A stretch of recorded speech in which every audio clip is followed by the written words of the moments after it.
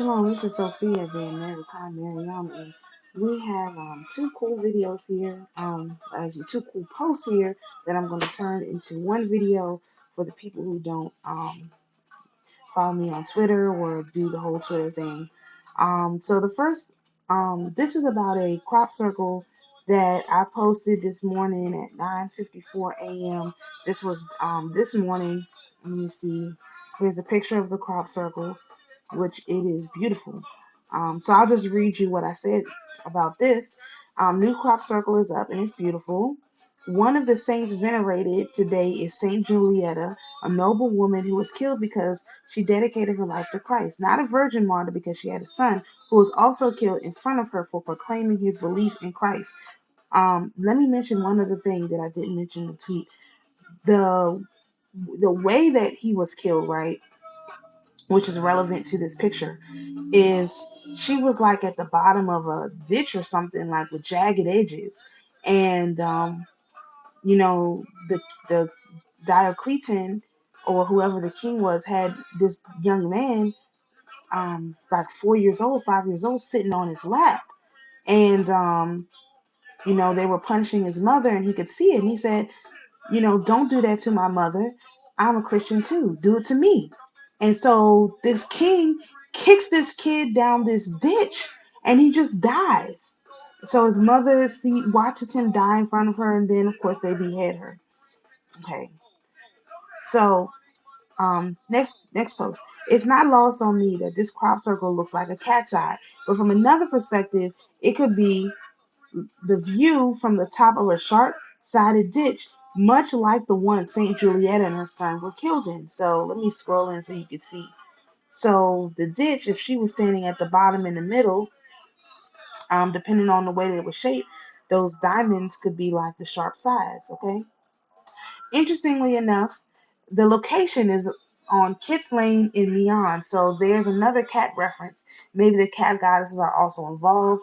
I don't know a lot about the Egyptian pantheon. Finally, one famous thing about West Mian is a house that was destroyed by fire. The house used a specific architecture design. This could indicate the restoration or rebuilding of the third temple is being supervised by Saint Julietta and her son. So let me read about this. This is from Wikipedia. Thomas Lloyd of Cricket Ground fame retired in the village in 1830. An Eponymous pub in the High Street. British spy Guy Burgess lived there in the village. Okay, sorry, the bottom. Between West Meon and East Meon is Westbury House, which was built in 1904 after the previous Palladian mansion on the estate was destroyed by fire. So I said, what is Palladian style? Palladian style was also widely used throughout Europe, often in response to English influences. In Prussia, the critic and courtier Francesco Algarotti corresponded with Burlington about his efforts to persuade Frederick the Great of the merits of the style, while Noblesdorf Opera House in Berlin on the Unter den Linden, begun in 1741, was based on Campbell's Wanstead House. Later in the century, when the style was losing favor in Europe, Palladianism had a surge in popularity throughout the British colonies of North America. Thomas Jefferson sought out Palladian examples, which themselves drew on buildings from the time of the Roman Republic to develop a new architectural style for the American Republic. Examples include Hammond Harwood House in Maryland and Jefferson's own Monticello in Virginia. The Palladian style was also adopted in other British colonies, including those in the Indian subcontinent. So here you have, in the video I just made, I was talking about how who took our inheritance, and part of it, the American Republic took from the Roman Republic. So this is one crop circle. So let me show you the other one, because then not too long after that we had another crop circle, which was also equally as beautiful. Um, so this crop circle was at Combe Hill in Bratton, Wiltshire. Okay, this is kind of rough, so bear with me. The location for this crop circle is near the Pale Horse, which can be seen from the air in Wiltshire.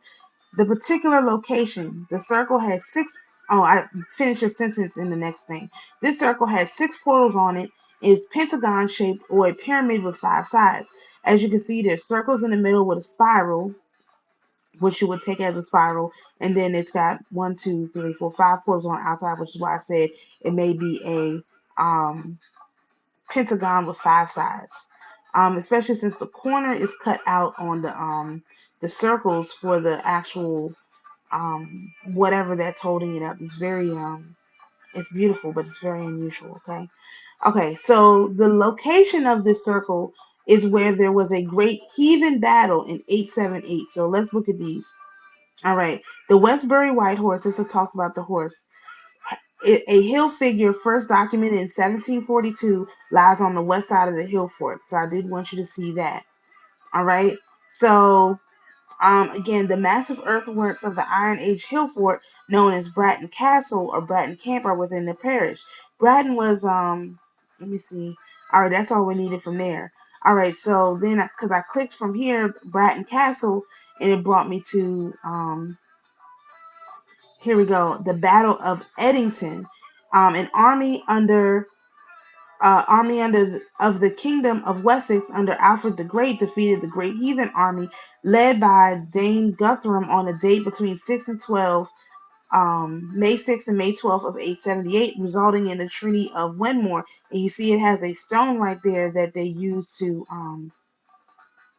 memorialize this thing. And the people who put stones to memorialize things are our people. So let's look at this great heathen army, right? So the Great Heathen Army, also known as the Viking Great Army, was a coalition of Scandinavian warriors who invaded England in AD 865. Since the late 8th century, the Vikings had been engaging in raids on centers of wealth such as monasteries. The Great Heathen Army was a much larger and aimed to conquer and occupy the four kingdoms. Okay, so let's just 1 second before I even go on. This happened in 865 AD, right? And then you have 1865 AD. So 1,000 years later, that's when the quote unquote Negroes was freed. Okay, so 1,000 years, a millennium, 1,000 years of peace. Okay, this is just, I'm sure it's connected. All right, so this is connection to this is the connection I made to Revelation 20 and 9. Again, I believe this is confirming that we are at the end of the story. Daughter Zion is about to be restored. My condolences to those who are perished by fire. Why do I say that? Revelation 20 and 9 says, this is the Amplified Version. And they swarmed up over the broad plain of the earth and encircled the fortress camp of God's people, the saints and the beloved city. But fire descended from heaven and consumed them. This is talking about what happens when the people try to come up against our people at our brother at the end of the story. This is what happens. A fire descended from heaven and consumed them. So listen, I can't tell you that I have discovered this is how you decipher these crop circles. But one thing I can say is that these crop circles are making themselves decipherable to me. And I'm really grateful for that, because I know that they're contributing a message, but nobody seems to be able to understand what the message is. And this whole 1,000 years ago when this battle happened, the 1,000 years of peace, this is just like we've already been that. And then Satan was released for a short time, 1865 until now. This is over. These people have to give it all back. Their time is done. Their God is gone. There's no one coming for them. There's no one coming for them. So I just wanted to let you all know about these crop circles. So shalom. We'll see you in the next video.